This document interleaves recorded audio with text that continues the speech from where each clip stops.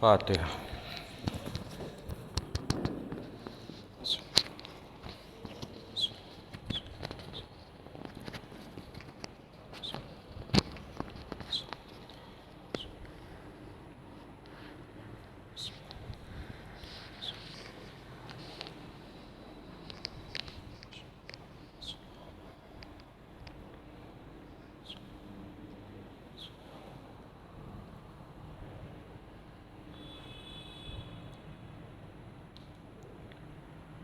ماشاء اللہ لا حول ولا قوة الا باللہ العلی العظیم۔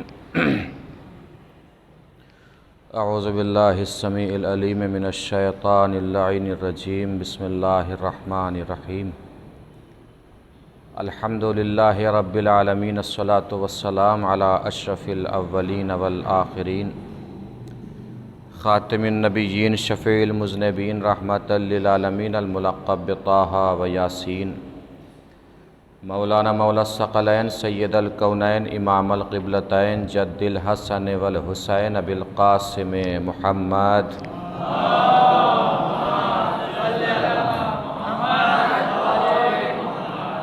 وعلی آلہ الطیبین الطاہرین المعصومین المظلومین المنتخبین المنتجبین الغر المیامین، ولعنۃ اللہ علی اعدائہم وقتلتہم وغاصب حقوقہم ومنکر فضائلہم ومصائبہم من الآن الی قیام یوم الدین۔ اما بعد فقد قال اللہ الحکیم فی القرآن الکریم۔ بسم اللہ الرحمن الرحیم۔ انما یرید اللہ لیذھب عنکم الرجس اہل البیت ویطہرکم تطہیرا۔ صلوات۔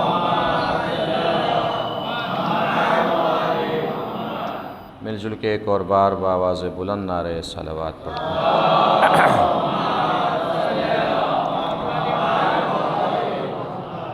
کل سے ہمارے ان مسلسل مجالس کا آغاز ہوا، اور کل ہی ہم نے آپ کو یہ بتا دیا کہ ان مجالس میں ہمارا موضوع گفتگو خطبہ جناب فاطمہ زہرا سلام اللہ علیہا،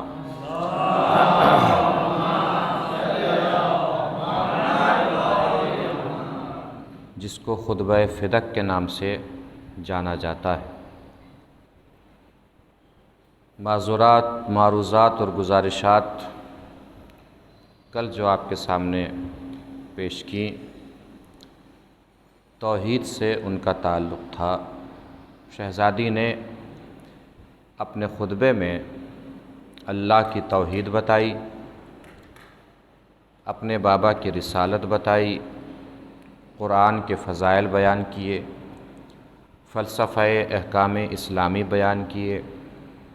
انشاءاللہ جیسے جیسے مجلس سے آگے بڑھیں گی یہ سب موضوعات انشاءاللہ آپ لوگ سماعت فرمائیں گے۔ مولا کائنات کے فضائل، ان کی ولایت اور ان کی شجاعت پیش فرمائی۔ اس کے بعد شہزادی نے اپنا حق طلب فرمایا۔ توحید سے شہزادی نے آغاز کیا، یعنی سب سے پہلے اللہ کو پہچنوایا۔ توحید میں دو منزلیں ہیں۔ پہلی منزل یہ ماننا کہ اللہ ہے۔ پہلے کیا ماننا ہے؟ بزرگ تو بہرحال سنتے رہتے ہیں بچپن سے مجلسوں کا شرف اور مجلسوں کی عظمت ہے۔ بچوں کے لیے عرض کر دوں کہ پہلے کیا ماننا ہے؟ اللہ ہے۔ دوسری منزل میں آتا ہے کہ اللہ ہے تو کتنے ہیں۔ پہلے یہ ماننا ہے کہ اللہ ہے، پھر یہ ماننا ہے کہ اللہ ایک ہے۔ اسی کو توحید کہتے ہیں۔ معصومین نے ہمیشہ اس بات کے اوپر زور دیا ہے کہ راستہ طے کر کے ہم تک نہیں رکنا ہے، ہمارے ذریعے اللہ تک پہنچنا ہے۔ اہل بیت کے ذریعے کہاں تک پہنچنا ہے؟ اللہ تک پہنچنا ہے۔ چونکہ اللہ نے خود فرمایا کنت کنزا مخفیہ، میں ایک چھپا ہوا خزانہ تھا، جب میں نے چاہا کہ میں پہچانا جاؤں تو میں نے اہل بیت کو پیدا کیا۔ نور رسالت کو خلق کیا، نور آل رسول کو خلق کیا، یعنی اہل بیت خدا کو پہچاننے کا وسیلہ ہے۔ تو اہل بیت کے ذریعے سے کہاں پہنچنا ہے؟ اللہ تک پہنچنا ہے۔ صرف اللہ کو ماننا بھی اللہ کی توہین ہے، صرف اہل بیت تک رک جانا اہل بیت کی توہین ہے، اس لیے کہ اللہ یہ چاہتا ہے کہ آپ اہل بیت کو پہچانیں، اہل بیت یہ چاہتے ہیں کہ آپ اللہ کو پہچانیں۔ پہنچ رہی ہے نا بات؟ اللہ کیا چاہتا ہے؟ کہ آپ اہل بیت کو پہچانیں، اہل بیت کیا چاہتے ہیں؟ کہ آپ اللہ کو پہچانیں۔ اللہ کو راضی رکھنا ہے تو اہل بیت کا تذکرہ کرتے رہیے، اہل بیت کو خوش رکھنا ہے تو خدا کا ذکر کرتے رہیے۔ یہی دین ہے، اسی میں دین سمٹا ہوا ہے۔ تو اللہ کو بھی پہچاننا ہے، اہل بیت کو بھی پہچاننا ہے۔ اور شہزادی نے سب سے پہلے دربار میں توحید سمجھائی ہے۔ میں نے 2-4 جملے کل بھی جس کے پیش کیا آپ کے سامنے، آج بھی پیش کر رہا ہوں۔ بڑی عظیم منزل ہے، چونکہ توحید بتانا، توحید سمجھانا ویسے بھی آسان نہیں ہوتا، نہ سمجھنا آسان ہوتا ہے۔ تو میں یہ چاہوں گا کہ بہت آسان طریقے سے میں اپنے بچوں تک یہ پیغام پہنچا دوں کہ اہل بیت نے کس طریقے سے اللہ کو منوایا ہے۔ میرے ساتھ ساتھ کسی بھی طریقے سے چلتے رہیے گا، مگر چلتے رہیے گا، چونکہ یہ اہم منزل ہوتی ہے اللہ کو پہچانوانا۔ شہزادی نے کہاں سے آغاز کیا؟ الحمدللہ علی ما انعم، تمام تعریفیں اس اللہ کے لیے ہیں جس نے نعمتیں نازل فرمائی۔ نعمت کس نے نازل فرمائی؟ اللہ نے نازل فرمائی۔ نعمت کا کبھی ذائقہ نہیں بدلتا، نعمت کبھی نہیں بدلتی۔ ایک چیز ہوتی ہے نعمت، ایک چیز ہوتی ہے لذت۔ نعمت کبھی نہیں بدلتی، لذت بدل سکتی ہے۔ نعمت کا اثر ہوتا ہے لذت۔ آپ کے اوپر کوئی نعمت، آپ نے پانی پیا مثلاً، تو پانی ایک نعمت ہے، پانی کبھی نہیں بدلے گا۔ جو آپ نے بچپن میں پانی دیکھا وہی جوانی میں دیکھیں گے، وہی ضعیفی میں دیکھیں گے، لیکن جب پانی پئیں گے تو لذت بدل سکتی ہے۔ طبیعت اگر خراب ہے تو پانی کڑوا لگ سکتا ہے، اس کا مطلب یہ ہے کہ پانی کی کمی نہیں ہے، آپ کا ذائقہ خراب ہے۔ توجہ ہی نہیں دی آپ نے، پانی میں کمی نہیں ہے، آپ کا ذائقہ خراب ہے۔ ڈاکٹر کے پاس جا کے ذائقے کا علاج کرائیے۔ اللہ کی نعمت تو وہی ہے۔ اب دنیا بھر کی سب سے بڑی نعمت کون سی ہے؟ وہی نعمت جس کے لیے اللہ نے 1,24,000 اصحاب کو اکٹھا کر کے منبر پہ نبی کو چڑھا کے علی کو اٹھوایا اور یہ کہا کہ آج میں نے نعمتیں تمام کر دی۔ تو سب سے بڑی نعمت ہے علی، نہیں توجہ دی؟ اب اگر کسی کے حلق میں علی نہیں اترتا تو نسل ٹھیک کرائے، علی کی کوئی کمی نہیں ہے۔ ایک صلوات پڑھیں پر محمد و آل محمد۔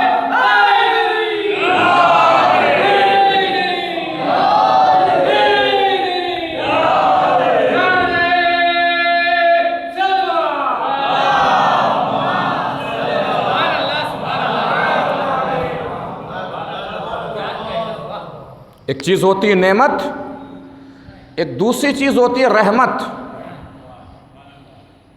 نعمت اور رحمت۔ رحمت کیا چیز ہوتی ہے؟ اس بات کو محسوس فرمائیں گے، اگر بچپن سے عزادار ہیں تو محسوس ضرور فرمائیں گے۔ کتنی پریشانی آتی ہے، کتنی تکلیف آتی ہے، مگر یہ فرش عزا، یہ عزاداری، یہ مجلس کبھی نہیں رکتی، اس لیے کہ یہ کسی بندے کی وجہ سے نہیں ہے، اللہ کی رحمت کی وجہ سے ہے۔ اب رحمت کو اگر سمجھنا ہو تو یوں سمجھیں، مگرمچھ کیا کھاتا ہے؟ مگرمچھ گوشت کھاتا ہے۔ کیا کھاتا ہے؟ گوشت کھاتا ہے۔ جب کوئی گوشت کھاتا ہے تو دانتوں میں گوشت اٹکا رہ جاتا ہے، ٹھیک ہے؟ مگرمچھ بھی گوشت کھاتا ہے، اس کے دانتوں میں بھی گوشت کا ٹکڑا اٹکا رہ جاتا ہے۔ مگرمچھ گوشت کھاتا ہے، اس ٹکڑے کو نکالنے کے لیے ایک پرندہ آتا ہے، اس کے دانتوں کے بیچ میں سے گوشت کا ٹکڑا پرندہ نکال کے لے جاتا ہے۔ گوشت کھانے والے مگرمچھ کے دانتوں کے درمیان سے پرندہ زندہ بچ کے واپس چلا جاتا ہے۔ اسی کو اللہ کی رحمت کہتے ہیں۔ نہیں توجہ دی؟ مگر مچھ کے دانتوں کے درمیان سے گوشت کے ٹکڑے کو پرندہ جو خود گوشت کا ہوتا ہے زندہ لے کے چلا جاتا ہے، اسی کو اللہ کی رحمت کہتے ہیں۔ اب نہیں توجہ دیا آپ نے؟ میں نے کیوں عرض کیا؟ عزاداری اللہ کی رحمت کی وجہ سے زندہ ہے۔ اتنے سارے فتووں کے دانتوں کے درمیان بھی آج بھی فرش عزا بچھ رہا ہے، یہ اللہ کی رحمت کی وجہ سے ہے۔ اب اور اس کے آگے ایک اور منزل چلیے بھائی، مگرمچھ کے دانتوں کے درمیان جو گوشت اٹک جاتا ہے وہ اگر مگرمچھ کے پیٹ میں چلا جائے تو مگرمچھ مر جائے گا، توجہ، لیکن وہی گوشت کا ٹکڑا پرندے کے لیے زندگی ہے، پرندہ اسی کے ذریعے سے زندہ رہتا ہے۔ گوشت ایک ہی ہے، مگرمچھ کے لیے موت ہے، پرندے کے لیے زندگی ہے۔ فرش عزا ایک ہے، ہماری زندگی ہے، دشمنوں کی موت ہے۔ ایک صلوات پڑھیں مل جل کے بر محمد و آل محمد۔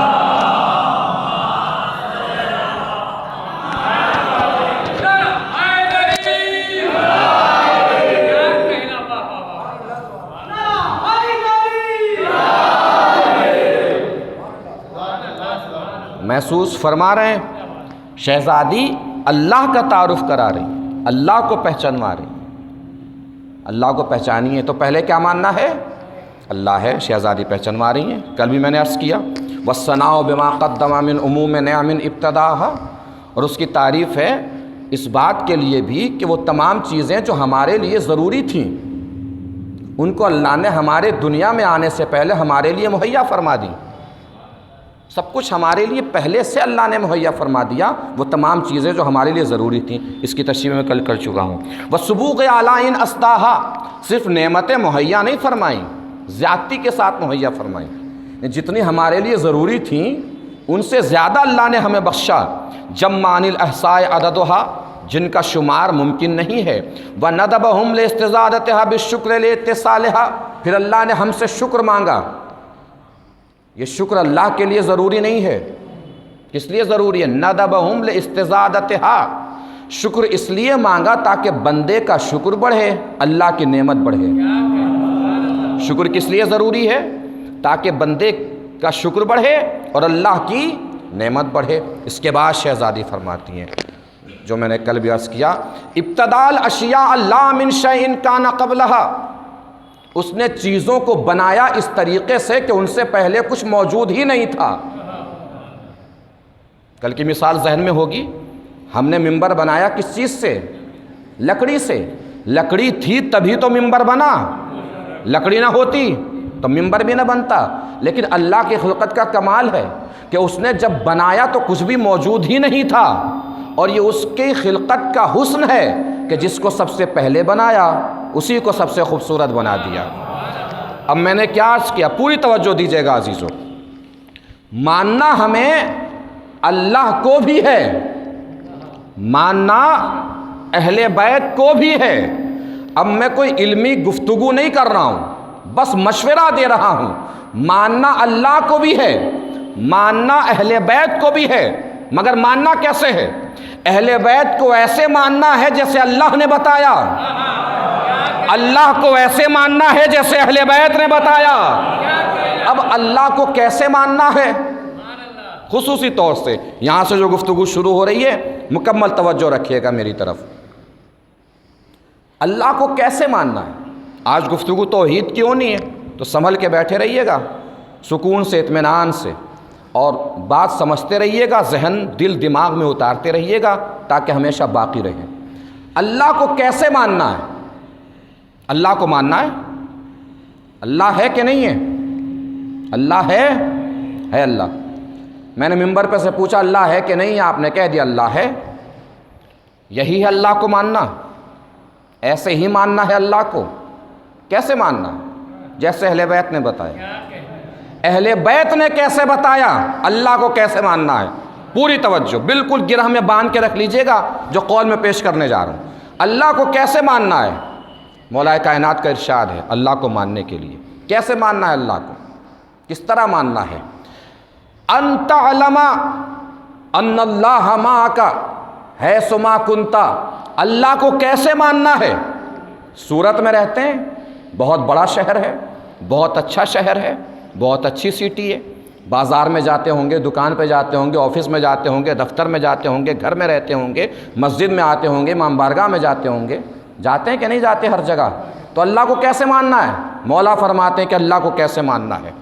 اس بات کا یقین رکھنا کہ جس جگہ بھی تم ہو، دفتر میں ہو، گھر میں ہو، مکان میں ہو، دکان میں ہو، بازار میں ہو، دربار میں ہو، دوست کے ساتھ ہو، بھائی کے ساتھ ہو، ماں کے ساتھ ہو، باپ کے ساتھ ہو، کہیں بھی ہو، اس بات کا یقین رکھنا کہ ہم جہاں جہاں بھی ہیں وہاں وہاں اللہ ہمارے ساتھ ہے۔ اس طریقے سے اللہ کو ماننا ہے۔ کیسے ماننا ہے اللہ کو؟ دیکھتے ہیں نا ہم، ساودھان رہیے گا، احتیاط برتیے گا، آپ سی سی ٹی وی کی نظر میں ہیں۔ ہمت ہوتی ہے کچھ کرنے کی ایسی جگہ جہاں میں سی سی ٹی وی دیکھ رہا ہو؟ کون دیکھتا ہے؟ بندہ دیکھتا ہے۔ بندے سے اتنا ڈر، اور خدا سے؟ خدا تو ہر جگہ دیکھ رہا ہے کہ نہیں دیکھ رہا ہے؟ ایک مسلمان عرب کا چوری کرتا تھا، چور تھا، اپنے بچے کو اس نے چوری سکھانی شروع کی۔ جو باپ ہوتا ہے بچے کو وہی بنانا چاہتا ہے، تو چوری میں ماسٹر تھا، استاد تھا۔ اس نے اپنے بچے کو سوچا کہ اسے بھی سکھائی جائے چوری، میرے بعد کیسے کھائے گا پیے گا، یہی تو سہارا ہے ہمارا۔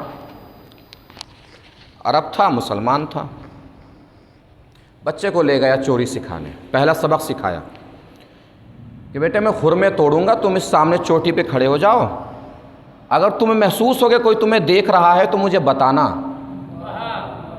محسوس ہو کہ کوئی مجھے دیکھ رہا ہے، تمہیں دیکھ رہا ہے تو مجھے بتانا۔ خرمے کی طرف اس نے ہاتھ بڑھایا، بچہ چیخا، 10-12 سال کا بچہ چیخا، بابا کوئی دیکھ رہا ہے۔ اب چور کا دل چھوٹا ہوتا ہے، چور ڈرپوک ہوتا ہے، اور صرف چور ہی نہیں، چوری کیسی بھی کرنے والا ڈرپوک ہی ہوتا ہے۔ کیسے بھی چوری کوئی کرے گا، اندر سے دل اس کا چھوٹا ہوتا ہے، ڈرپوک ہوتا ہے۔ وہ دوڑا بچے کے پاس ہے، چاروں طرف دیکھا، کوئی بھی، کون دیکھ رہا ہے؟ یہاں تو دور دور تک کوئی انسان ہی نہیں ہے۔ بچے کہنا، بابا انسان نہیں دیکھ رہا، انسان کو بنانے والا دیکھ رہا ہے۔ بچے کی بات تھی، باپ کے دل میں اثر کر گئی۔ اگر اللہ توفیق دیتا ہے نا تو 10 دن مجلسوں سے بھی اثر نہیں ہوتا، اور کوئی ایک جملہ اتنا اثر انداز ہوتا ہے کہ انسان کی زندگی بدل جاتی ہے۔ دل میں اثر کر گئی بات، باپ نے چوری چھوڑ دی، توبہ کر لی۔ توبہ ایسی نہیں جیسے ہم کرتے ہیں، کان کھینچتے ہیں۔ کان کھینچنے کا نام توبہ نہیں ہے، 2-4 رخسار پہ تماچے لگانے کا نام توبہ نہیں ہے، گناہوں پہ شرمندہ ہونے کا نام توبہ ہے۔ جو کیا ہے اس پہ شرمندہ ہوئیے، اور یہ عہد کیجیے اللہ کی بارگاہ میں کہ آئندہ ہم یہ نہیں کریں گے، اس کو توبہ کہتے ہیں۔ اس نے توبہ کی، اللہ بڑی عزت دیتا ہے، جو اس کی بارگاہ میں توبہ کرتے ہیں اسے اللہ بڑی عزت دیتا ہے، بہت پیار کرتا ہے ان لوگوں سے جو اللہ کی بارگاہ میں توبہ کرتے ہیں، بڑا پیار کرتا ہے۔ توبہ کی اس نے، جہاں جہاں چوری کی تھی ان لوگوں سے معافی مانگنے گیا کہ ہم نے مال چرایا تھا، آپ ہمیں معاف کر دیجئے، مال تو لوٹانے کے لیے نہیں ہے مگر معاف کر دیجئے۔ ایک یہودی کے پاس گیا، یہودی نے کہا ایسے کیسے معاف کر دوں، پہلے تو پتہ نہیں تھے کہ تو نے چرایا، اب تو پتہ ہے کہ تو نے چرایا، میرا مال واپس لا کے دے۔ سونا چرایا تھا، کہا کہاں سے لا کے دوں؟ کہا نہیں لا سکتا، تو ایک کام کر، سامنے جو چوٹی پہاڑی دکھ رہی ہے اس کے نیچے جو زمین ہے اس میں سونا ہے، اس زمین کو کھود، اس میں سے سونا نکلے گا، مجھے لا کے دے دینا۔ اس نے زمین کھودی، سونا نکالا، لا کے یہودی کو دیا۔ یہودی نے پہلے سونے کو دیکھا، پھر اس کے چہرے کو دیکھا، چہرہ دیکھ کے کہا مجھے کلمہ پڑھوا۔ توجہ عزیزو، سونا دیکھ کے کہا مجھے کلمہ پڑھوا۔ کبھی تو مجھ سے سونا مانگ رہا تھا، اب کہہ رہا ہے کلمہ پڑھوا، وجہ کیا ہے؟ کہ میں نے توریت میں پڑھا ہے آخری نبی کا اگر کوئی امتی سچے دل سے توبہ کر لے گا تو اللہ اس کے ہاتھوں کی مٹی کو سونا بنا دے گا۔ میں نے جس جگہ بتایا تھا وہاں کوئی سونا نہیں تھا، تیرا مٹی کو سونا بنا کے لانا بتا رہا ہے کہ تیری توبہ بھی سچی ہے، تیرا نبی بھی سچا ہے۔ ایک صلوات پڑھیں مل جل کے بر محمد و آل محمد۔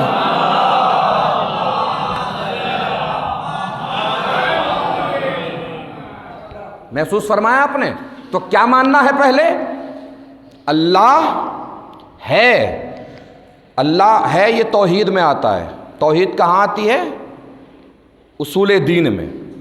اور آپ نے سنا ہو کہ اصول دین کیسے مانا جاتا ہے؟ دلیل سے، بتانے سے نہیں۔ میں نے بتایا اللہ ہے، آپ نے مان لیا، ایسے نہیں۔ آپ کے پاس کوئی دلیل ہونی چاہیے کہ اللہ ہے۔ دلیل سے مانی جاتی ہے ہمیشہ اس بات کو کہ اللہ ہے۔ بہت بڑی دلیل کا ہونا ضروری نہیں ہے، اتنی بھی دلیل چلے گی اور کافی ہے کہ آپ کا دل مطمئن ہو جائے اس دلیل سے۔ ضعیفہ چرخہ چلا رہی تھی، ایک دہریہ آ گیا کہ بڑی اللہ والی بنتی ہے، کہتی ہے اللہ ہے، کوئی دلیل ہے تیرے پاس اللہ ہے؟ کہا میرا چرخہ دلیل ہے۔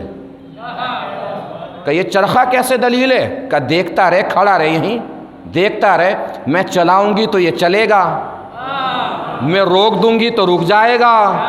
اتنا چھوٹا سا چرخہ بغیر چلانے والے کے نہیں چل سکتا، تو اتنی بڑی دنیا بغیر چلانے والے کے کیسے چل سکتی ہے؟ تو دلیل کا بہت بڑا ہونا ضروری نہیں ہے، چھوٹی سی دلیل سے کام چل جائے گا۔ علماء نے بڑی محنت کی ہے اللہ کو سمجھانے کے لیے، توحید کو بتانے کے لیے۔ علامہ ہلی نام سب نے سنا ہی ہوگا۔ علامہ ہلی کا مناظرہ ہونا تھا ایک دہریے کے ساتھ۔ دہریے کو یہ بتانا تھا کہ اللہ نہیں ہے، علامہ ہلی کو دلیل دینی تھی کہ اللہ ہے۔ بادشاہ کے دربار میں مناظرہ تھا، علامہ ہلی 2 گھنٹے لیٹ پہنچے۔ آئے تو دہریے نے مذاق اڑایا کہ اتنے بڑے عالم ہو کے اور مناظرے سے ڈر کے 2 گھنٹہ دیری سے آئے ہیں۔ علامہ ہلی نے کہا پہلے سن تو لو کہ میں 2 گھنٹہ دیری سے کیوں آیا ہوں۔ کہا بتاؤ۔ کہ میں آ رہا تھا، مجھے دریا پار کرنا تھا، کشتی تھی نہیں، میں کشتی کے انتظار میں کھڑا تھا کہ اچانک ہوا چلی، تختے ہواؤں میں گھومتے ہوئے آئے، پھر ایک طرف ہواؤں میں کیلیں آئیں، کیلوں سے تختے جڑ گئے، کشتی تیار ہو گئی، میں کشتی میں بیٹھا اور چلا آیا۔ دہریے نے مذاق میں کہا بادشاہ سے یہ کتنا بڑا مذاق کر رہے ہیں، دیکھو اتنے بڑے عالم آپ کے، اتنا بڑا مذاق، کشتی بھی کہیں خود بن سکتی ہے۔ توجہ، کشتی بھی کہیں خود بن سکتی ہے۔ علامہ ہلی نے کہا بن سکتی ہے، دہریے نے کہا نہیں بن سکتی۔ علامہ ہلی نے کہا بن سکتی ہے، دہریے نے کہا نہیں بن سکتی۔ ادھر سے انکار بڑھا، ادھر سے اصرار بڑھا۔ علامہ ہلی نے پکا کر لیا کہ کشتی بغیر بنانے والے کے نہیں بن سکتی۔ جب یہ پکا ہو گیا تو بادشاہ سے کہا بادشاہ آپ سوچ، جب اتنی چھوٹی سی کشتی بغیر بنانے والے کے نہیں بن سکتی تو اتنی بڑی کائنات بغیر بنانے والے کے کیسے بن سکتی ہے؟ ایک صلوات پڑھے مل جل کے بر محمد و آل محمد۔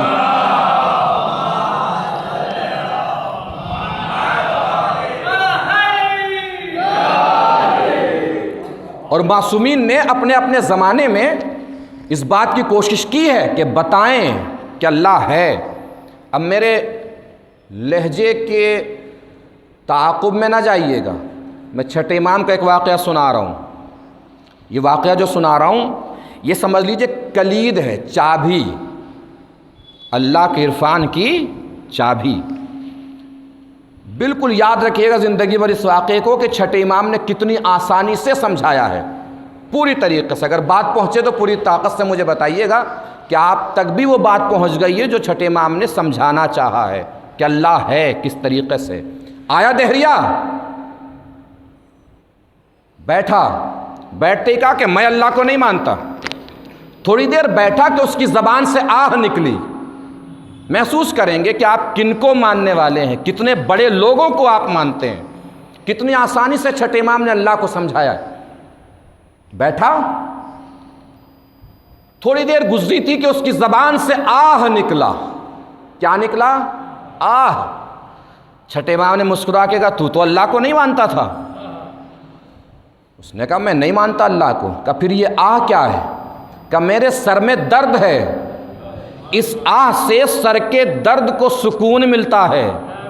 چھٹے امام نے جواب دیا جس آہ سے سر کے درد کو سکون ملتا ہو اسی آہ کو اللہ کہتے ہیں، اسی آہ کو اللہ کہتے ہیں جس آہ سے سر کے درد کو سکون ملتا ہو۔ اب جہاں کے لیے میں نے عرض کیا ہے کہ بات توجہ سے سنیے گا، وہ بات میں سنانے جا رہا ہوں، کتنی آسانی سے اللہ کو سمجھایا ہے۔ اس نے پوچھا اچھا اللہ کے وجود پہ کوئی دلیل؟ کہ تیرا وجود دلیل ہے کہ اللہ ہے؟ تیرا وجود دلیل ہے کہ اللہ ہے؟ کہ میرا وجود کیسے دلیل ہے اللہ ہے؟ میرے جوان بھائی، میرے بچے توجہ سے سنیں گے اس بات کو، میرا وجود کیسے دلیل ہے کہ اللہ ہے؟ کہ سوچ، یا تو نے خود اپنے آپ کو بنایا یا کسی اور نے تجھے بنایا۔ اگر تو نے خود اپنے آپ کو بنایا تو تیرے وجود سے پہلے تیرا ہونا ضروری۔ بھائی جب تو پہلے ہوگا تبھی تو اپنے آپ کو بنائے گا، اگر تو نہیں ہوگا تو کیسے بنائے گا؟ یہ بات محال ہے، اپنے وجود سے پہلے تو نہیں ہو سکتا۔ اس کا مطلب یہ ہے کہ کسی اور نے تجھے بنایا۔ اب اگر کسی اور نے تجھے بنایا تو سوچ، یا تو وہ تجھ جیسا ہے یا تجھ جیسا نہیں ہے۔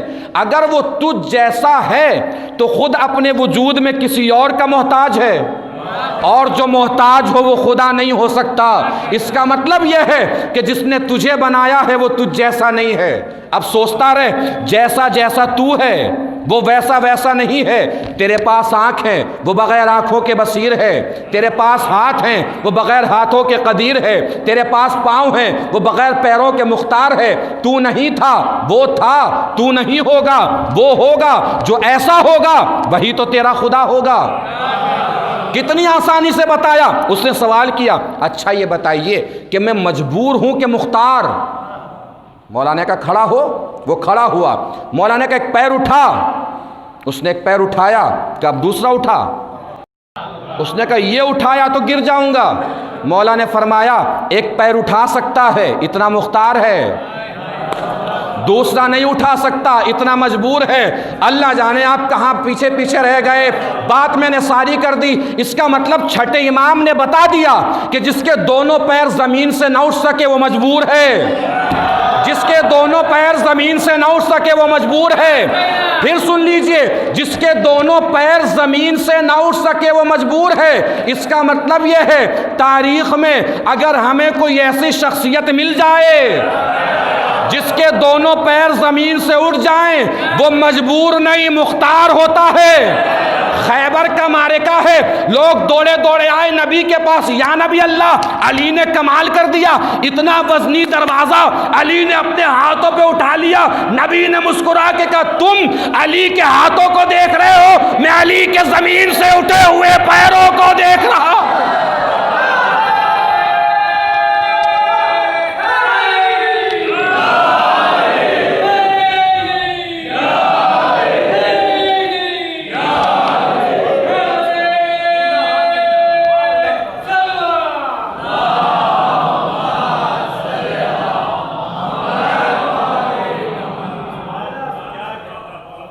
بھئی خیبر میں یہی تو ہوا،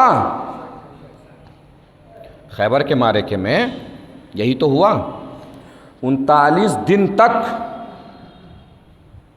40 دن کہتے ہیں لوگ کہ 40 دن خیبر کی جنگ چلی۔ میں پوری ذمہ داری کے ساتھ عرض کر رہا ہوں کہ 39 دن تک خیبر میں جنگ ہوئی ہی نہیں ہے، جنگ ہی 40ویں دن ہوئی ہے۔ 39 دن تک خیبر میں کوئی جنگ ہی نہیں ہوئی۔ صاحبان شعور لوگ بیٹھے ہیں، مجلس سننے کے ادب سے واقف ہیں، محسوس فرمائیں گے 39 دن تک معلوم ہے خیبر میں کیا ہوا ہے۔ خیبر کا جو دروازہ تھا وہ ایسے نہیں تھا، وہ ایسے والا تھا، گیٹ کم برج۔ بند ہوتا تھا تو پیچھے اس کے خندق کھدی ہوئی تھی، کھلتا تھا تو وہی خندق کے اوپر برج بن جاتا تھا۔ اس دروازے کے اوپر درہ تھا، درے میں مرہب بیٹھا رہتا تھا۔ 39 دن تک علم لے جانے والے سردار جب چلتے تھے دروازے کی طرف تو پیچھے مڑ مڑ کے دیکھتے رہتے تھے کہ لشکر نے کبھی ہمیں چڑھا کے آگے تو نہیں بھیج دیا، لشکر خود پیچھے رہ گیا۔ جب پہنچتے تھے، اب محسوس فرمائیں گے منظر، جب پہنچتے تھے قریب تو مرحب جھانک کے دیکھتا تھا۔ مرحب کیا کرتا تھا؟ جھانک کے دیکھتا تھا۔ سردار گھوڑا لے کے ایسے آ رہا ہے، آ رہا ہے، آ رہا ہے، آ رہا ہے، آ رہا ہے، قریب پہنچا، درے سے مرحب نے جھانک کے دیکھا، وہیں سے یو ٹرن مارتا تھا، جیسے آیا ویسے ہی واپس رسول کے خیمے کے پاس۔ رسول باہر نکلتے تھے، بھائی کچھ ہوا؟ جنگ ونگ، لڑائی وڑائی، تلوار ولوار، کوئی مرا کوئی کٹا، کچھ ہوا؟ سردار کہتا تھا گھوڑا بھاگ آیا، سردار کہتا تھا گھوڑا بھاگ آیا، لشکر کہتا تھا سردار بھاگا، سردار کہتا تھا لشکر بھاگا۔ بات جو ہے وہ ایسی چلتی رہتی تھی۔ 40ویں دن سے پہلے نبی نے فرمایا کلم علم اس کو دوں گا جو مرد ہوگا۔ علامہ محمد امروی صاحب بہت بڑے خطیب گزرے ہیں، وہ مجلس پڑھ رہے تھے اور یہیں خیبر کے معرکے پہ پہنچے تو انہوں نے یہ حدیث پڑھی رسول کی، کلم علم اس کو دوں گا جو مرد ہوگا۔ کسی نے سوال کر لیا قبلہ رسول نے یہ کیوں فرمایا کلم علم اس کو دوں گا جو مرد ہوگا؟ مولانا نے برجستہ جواب دیا، یا تو 40ویں دن آنے والے کی تعریف کر رہے ہوں گے یا 39 دن تک جانے والوں کی پول کھول رہے ہوں گے۔ کلم علم اس کو دوں گا جو مرد ہوگا۔ 40ویں دن علم کسے ملا؟ مولا کائنات کو۔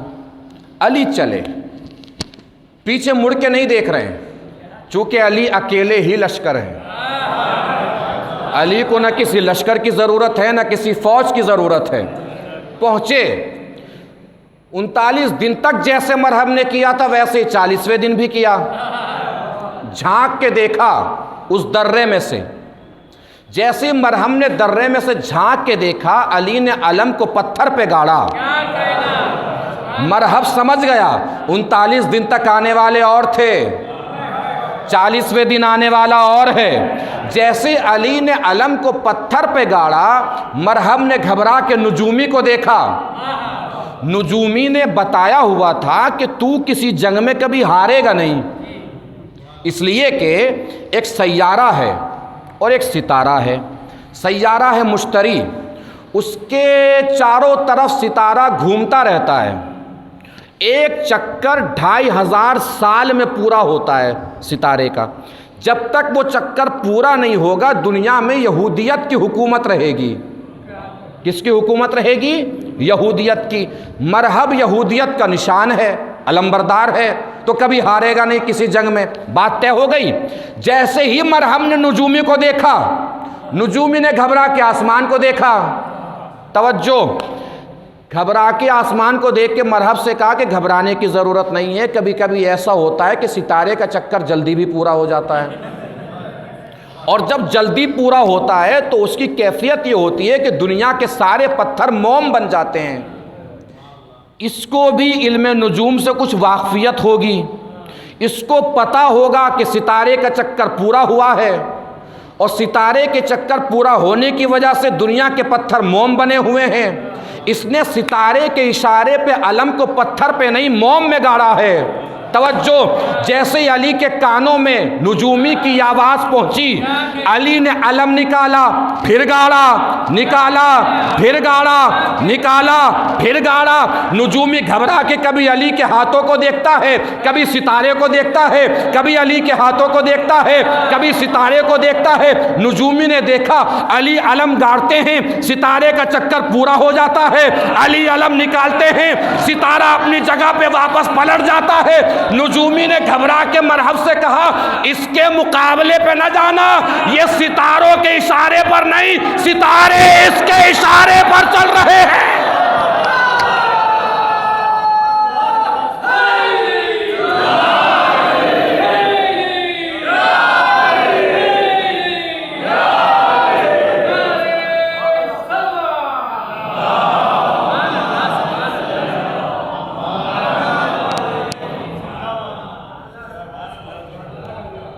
ستاروں کے اشارے پر نہیں۔ بات میں نے کہ یہ کیوں چھیڑ دی بیچ میں بتانا یہ چاہ رہا تھا، خیبر میں 40ویں دن ملا ہے علی کو علم۔ اب جملہ رائے گا نہ ہو جائے اگر بات پہنچ جائے۔ دنیا نے ہمارا سب کچھ چھین لیا، نام، لقب، تخت، حکومت، سلطنت، آیتوں کی تفسیر تک بدل دی۔ بھئی ہمارا نام چھینا، ہمارا لقب چھینا، صدیق، فاروق سب ہمارے لقب تھے، سارے چھین لیے گئے کہ نہیں چھین لیے گئے؟ نام چھینا، لقب چھینا، حکومت چھینی، تخت چھینا، تاج چھینا، سلطنت چھینی، ہمارے آیتوں کی تفسیر بدل دی۔ لیکن 1400 سال گزر گئے، ہمارا سب کچھ چھن گیا، تخت بھی، تاج بھی، منبر بھی، تفسیر بھی، نام بھی، لقب بھی۔ لیکن 1400 سال گزر گئے، آج تک کسی میں ہمت نہ ہوئی کہ ہمارا علم چھین سکے۔ توجہ، 1400 سال سے آج تک کسی کی ہمت نہ ہوئی کہ ہمارا علم چھین سکے۔ کیوں؟ اس لیے کہ دنیا کو پتا ہے کہ اللہ رسول نے خیبر میں علم دیا سب کو تھا، 40ویں دن جس نے سنبھالا اسی کے گھر میں رہ گیا۔ ایک صلوات پڑھیں مل جل کے بر محمد و آل محمد۔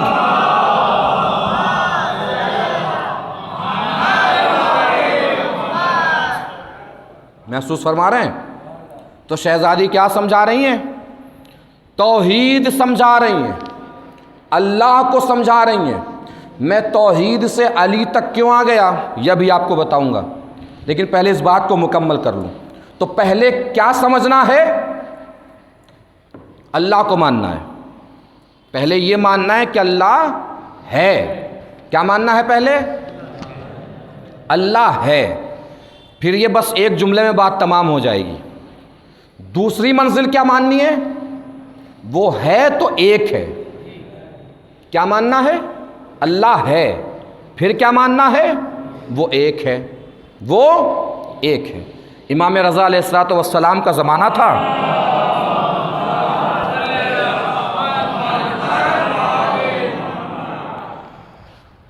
مامون اپنے دربار میں علمی مباحث، علمی مناظر علماء کرام کو بلا کے کرایا کرتا تھا۔ علم دوست شخص تھا مامون۔ ایک دہری آ گیا، سوال دیکھیے کتنا عجیب ہے۔ پہلے سوال سمجھیے، پھر اس کا جواب دینے والے کو پوری طاقت سے سلام کیجیے گا۔ سوال دیکھیے پہلے، سوال کتنا عجیب اور واقعاً سوال کیا۔ میں نے کہا چلیے مان لیا، دہریہ تو مانتا ہی نہیں اللہ کو۔ اس نے کہا چلے مان لیا اللہ ہے، مگر وہ ایک ہی کیوں ہے؟ اس لیے کہ وہ خود جب قدیر ہے، آپ کہتے ہیں کہ اللہ ہر چیز پہ قادر ہے۔ ہمارا عقیدہ یہی ہے نا کہ اللہ ہر چیز پر قادر ہے، یعنی وہ کچھ بھی کر سکتا ہے، کچھ بھی بنا سکتا ہے۔ جب وہ قادر ہے اور کچھ بھی بنا سکتا ہے تو اس کا مطلب وہ اپنے جیسا اللہ بھی بنا سکتا ہے۔ جب وہ اپنے جیسا اللہ بنا سکتا ہے، اس کا مطلب یہ ہے کہ دنیا میں دو اللہ ہو سکتے ہیں۔ یا تو مانیے کہ قدیر نہیں ہے، یا مانیے کہ اللہ دو ہو سکتے ہیں۔ سوال پہنچ گیا؟ اب سوچئے اس کا جواب دینا والا کتنی عظیم فضائل اور کمالات کا مالک ہو سکتا ہے۔ سوال پہنچ گیا؟ کیا سوال دہریے کا؟ جب وہ ہر چیز پہ قادر ہے تو اپنے جیسا اللہ بنا سکتا ہے، ٹھیک؟ یا تو مانیے کہ وہ قادر نہیں ہے، اگر وہ قادر ہے تو اپنے جیسا اللہ بنا سکتا ہے، تو ایک ہی کیوں؟ دنیا میں دو اللہ ہو سکتے ہیں۔ مامون پریشان ہے۔ وہیں پہنچا جہاں پہ ہر علم کا بھکاری جاتا ہے۔ امام رضا علیہ السلام کی آمد ہوئی دربار میں۔ دہریے نے پھر سوال دہرایا مامون کے کہنے سے۔ اب جواب کی عظمت دیکھیے گا، سوال تو سمجھ گئے، اب جواب محسوس فرمائیے گا۔ اب جواب سننے کے بعد آپ کے اٹھے ہوئے ہاتھ، بولتی ہوئی زبان میری خطابت کو داد نہیں، امام رضا کی عظمتوں کو سلام ہوگا۔ امام رضا نے سوال سنا، سوال سن کے کہا تو کرتا کیا ہے؟ توجہ عزیز، تو کرتا کیا ہے؟ اس نے کہا میں لکڑی کا کاریگر ہوں، فرنیچر لکڑی کا میں اچھا کاریگر ہوں۔ کہ کیسا کاریگر ہے؟ کہ میرے جیسا لکڑی کا کاریگر پورے علاقے میں نہیں ہے۔ کہ اچھا۔ مولا نے عصا اٹھایا لکڑی کا اور اس سے کہا لے عصا لے جا، اس سے ممبر بنا کے لے آ۔ توجہ عزیزو، عصا لے جا ممبر بنا کے لے آ۔ کہا میں یہ عصا سے ممبر کیسے بنا سکتا ہوں؟ کہا تو پھر اس کا مطلب تو کاریگر نہیں ہے اچھا۔ توجہ ہی نہیں دی آپ نے۔ کہا تو اس کا مطلب اچھا کاریگر نہیں ہے۔ کہا میں تو اچھا کاریگر ہوں، عصا میں صلاحیت نہیں ہے ممبر بننے کی۔ میں تو اچھا کاریگر ہوں، عصا میں صلاحیت نہیں ہے ممبر بننے کی۔ امام رضا نے فوراً کہا تو نے اپنے سوال کا خود ہی جواب دے دیا، اللہ تو قادر ہے مگر کسی میں صلاحیت نہیں ہے دوسرا اللہ بننے کی۔ ایک صلوات پڑھیں مل جل کے بر محمد و آل محمد۔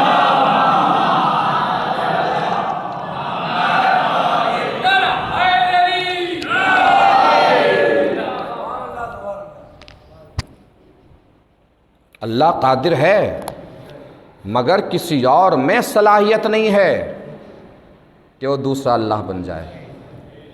محسوس فرمایا؟ تو ہم چلے تھے توحید سے اور پہنچ گئے مولائے کائنات تک۔ وجہ کیا ہے؟ ریزن کیا ہے؟ یہ باب بند ہو گیا، مکمل ہو گیا توحید کا باب۔ جو آسانی سے میں سمجھا سکتا تھا آپ کو میں سمجھا چکا ہوں۔ اب اس کو محفوظ رکھنا یا آپ کے ذہن کا کام ہے یا آپ کے دل کا کام ہے۔ کل انشاءاللہ رسالت پہ گفتگو ہوگی۔ شہزادی فاطمہ زہرا سلام اللہ علیہا نے دربار میں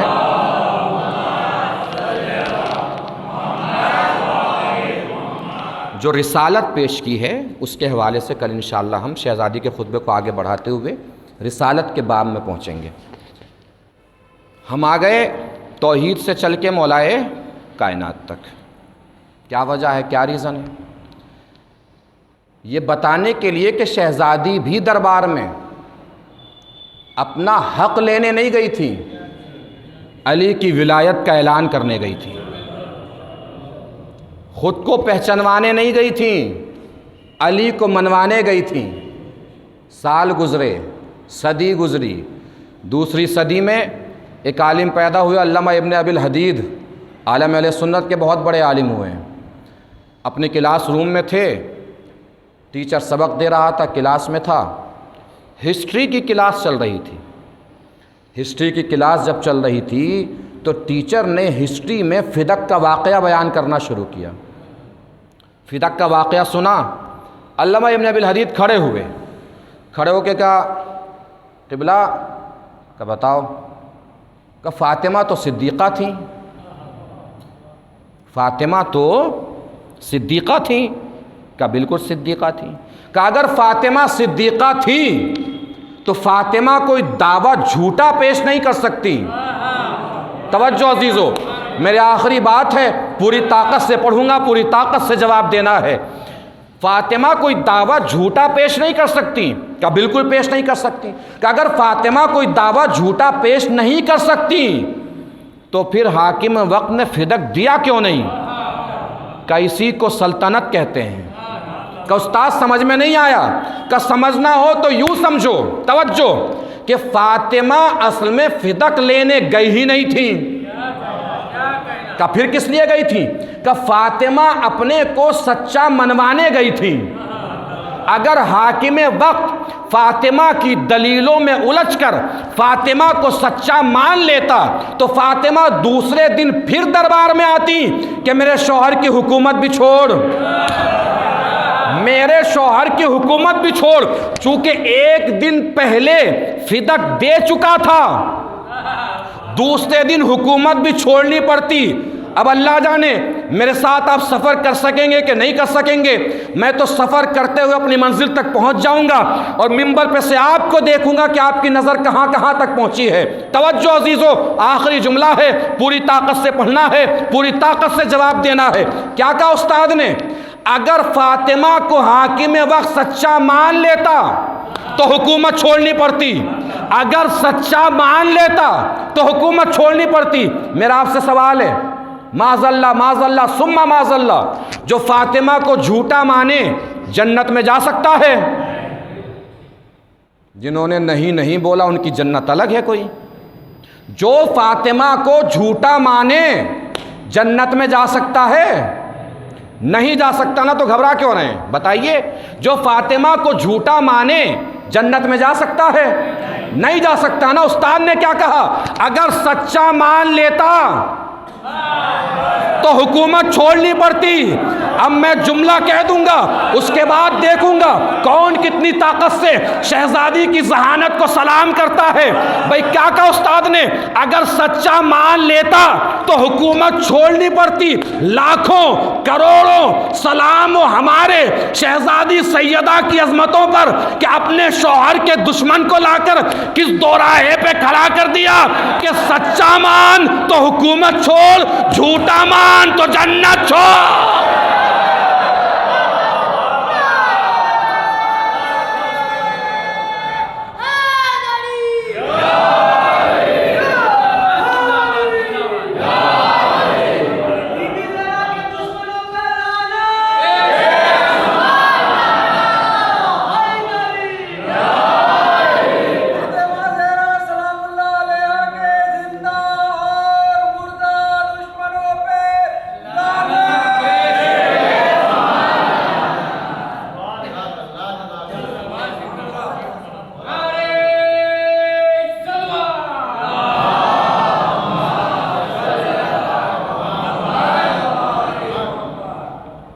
سلامت رہیے.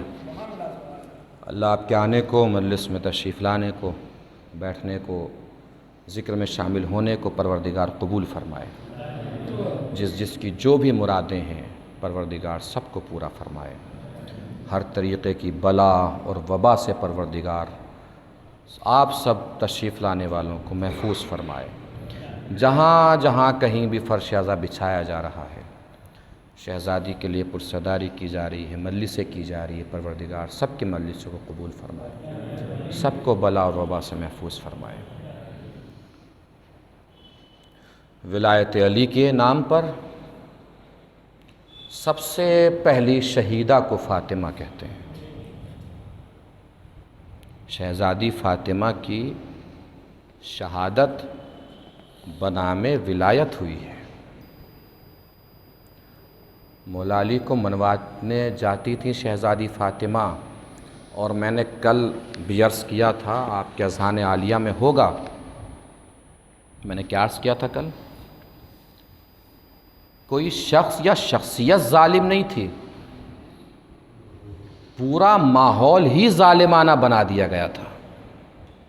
پورا ماحول ظالمانہ بنا دیا گیا تھا.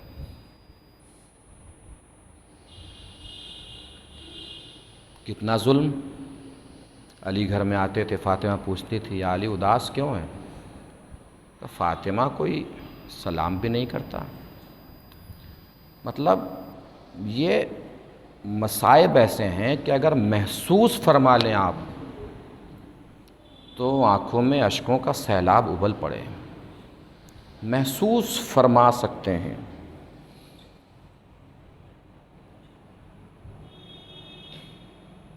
یا علی آپ کو ان کے سلام کی کیا ضرورت ہے؟ آپ کے اوپر تو اللہ کا سلام آتا ہے، آسمان سے سلام آتے ہیں، عرش سے سلام آتا ہے. فاطمہ بات صرف یہ نہیں ہے کہ کوئی سلام نہیں کرتا، ستم یہ ہے کہ میں سلام کرتا ہوں تو کوئی مجھے جواب تک نہیں دیتا.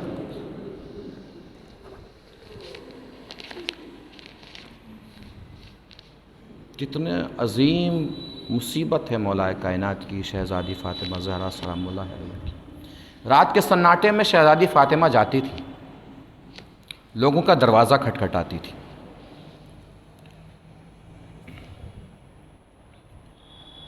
صاحب خانہ باہر آتا تھا، پوچھتی تھی فاطمہ تم غدیر میں نہیں تھے؟ تم نے دیکھا نہیں تھا کہ میرے بابا نے میرے شوہر کے بارے میں کیا فرمایا تھا؟ کیا تم بھول گئے کہ غدیر میں میرے شوہر کو مولا بنایا گیا تھا اور تم چھینتے ہوئے میرے شوہر کا حق دیکھ رہے ہو؟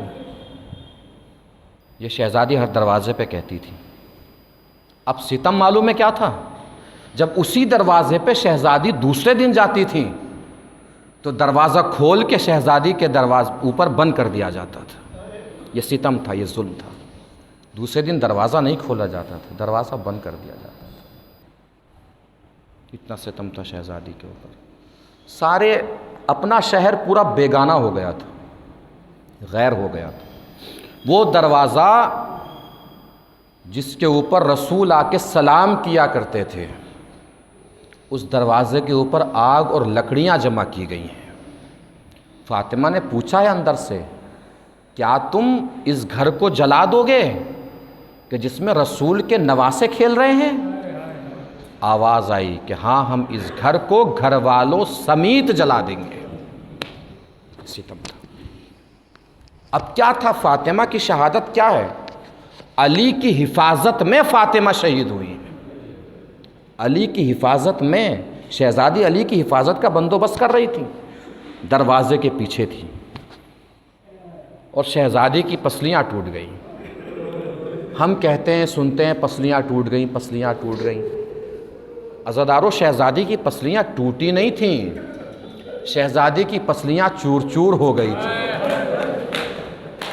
آئینہ ایک بار گرے تو ٹوٹتا ہے، آئینے کے اوپر سے کوئی بار بار اپنے پیر لے کے گزرے، آئینہ ٹوٹتا نہیں ہے، چور چور ہو جاتا ہے. شہزادی کے اوپر جلتا ہوا دروازہ، اور جلتے ہوئے دروازے کے اوپر سے نہ جانے کتنے ظالم اپنے ناپاک پاؤں لے کے گزر گئے. فاطمہ آواز دیتی رہی، فضا دوڑو میرا محسن مارا گیا. اللہ ان نوازوں پہ رحمت نازل کرے، کوئی غم نہ دے سوائے غم اہل بیت. فضا دوڑو میرا محسن مارا گیا. فضا دوڑی، دروازہ ہٹایا، فاطمہ کو اٹھایا. اب شہزادی فاطمہ نے کس قدر ساتھ دیا ہے علی کا، یہ ہر صاحب دل سمجھ سکتا ہے. فضا نے دروازہ ہٹا کے کہا، فاطمہ، شہزادی، وہ لوگ علی کو باہر لے گئے. اب فاطمہ اپنی ٹوٹی ہوئی پسلیوں کا درد بھول گئی. فاطمہ تیزی سے باہر دوڑی.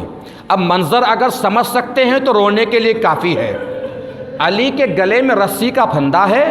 فاطمہ نے اپنے ہاتھوں سے علی کے دامن کو پکڑے ہوا ہے، اور فاطمہ ہاتھوں کو جوڑ کے بس یہی کہہ رہی ہیں، میرے ابو الحسن کو چھوڑ دو، میرے ابو الحسن کو چھوڑ دو.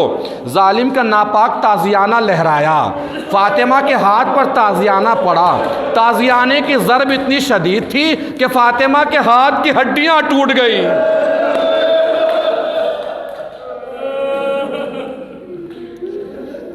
منبر پر ہوں میں، اس منبر، اس دربار کو حاضر و ناظر کہہ رہا ہوں، عرض کر رہا ہوں کہ جو مصائب، میں نے کل بھی عرض کیا تھا، اس کتاب شیخ عباس قمی علیہ الرحمہ کی ہے، بہت معتبر مصنف ہیں شیخ عباس قمی علیہ الرحمہ تاریخ شیعت کے. اس کتاب میں بھی جو مصائب لکھے ہوئے ہیں نا، کسی میں ہمت نہیں ہے بیان کر سکے. میں نے مصائب کا ایک رخ کل دکھایا تھا جناب زینب کے حوالے سے، یاد ہوگا آپ سب کو کہ جو مصائب زینب پر کربلا سے شام تک ڈھائے گئے، وہ مصائب فاطمہ پر 1 گھنٹے میں ڈھا دیے گئے. اب دوسرا رخ سنیں گے، سمجھ جائیں گے، برداشت نہ ہو سکے تو میرے ہاتھ جڑے ہیں، مجھے معاف کیجیے گا. دوسرا رخ دکھاؤں شہزادی پر کیا مصیبتیں ڈھائی گئیں. جو مصیبتیں سکینہ پر کربلا سے شام تک ڈھائی گئیں، وہ ساری مصیبتیں فاطمہ پر مدینے میں ڈھا دی گئیں. ساری مصیبتیں لیجئے. امام جعفر صادق علیہ السلام کا فرمان ہے، مصائب کسی کے بھی پڑھو کربلا سے ملا دیا کرو. ویسے بھی کہ خاندان اہل بیت میں ایک دوسرے سے قسمت بہت ملتی ہے، فضائل میں بھی، مصائب میں بھی. فضائل میں کیسے قسمت ملتی ہے؟ عباس ثانی حیدر کرار، یہ فضائل میں قسمت مل رہی ہے. اکبر ہمشبی ہے پیغمبر، یہ فضائل میں قسمت مل رہی ہے. مصیبت میں اور مصائب میں کیسے قسمت ملتی ہے جانتے ہیں؟ حسن کے جگر کے ٹکڑے ہوئے، قاسم کے بدن کے ٹکڑے ہو گئے. علی کے سر پہ ضربت لگی، عباس کے سر پہ گرز لگا. ایک اور قسمت ملاؤں، پہنچ پائیں گے؟ فاطمہ کی بھی پسلیاں ٹوٹی، سکینہ کی بھی پسلیاں ٹوٹ گئی. فاطمہ کی پسلیاں دروازہ گرنے کی وجہ سے ٹوٹی، سکینہ کی پسلیاں پیاس کی گرمی کی وجہ سے ٹوٹ گئیں. فاطمہ کے ہاتھ پہ تازیانہ مارا گیا، سکینہ کے بدن پہ تازیانے مارے گئے۔ تازیانے مارنے کا آغاز جانتے کہاں سے ہوا؟ سکینہ کی چادر چھینی، چھوٹی سی بچی، کربلا کا میدان، خیمے جل رہے ہیں۔ ہم سنتے ہیں نا کہ بیویوں کی چادر چھینی، دل پہ چوٹ لگے گی تو آنکھوں سے آنسو خود بخود برآمد ہوں گے۔ سنتے ہیں نا بیویوں کی چادر چھینی، کبھی سوچا؟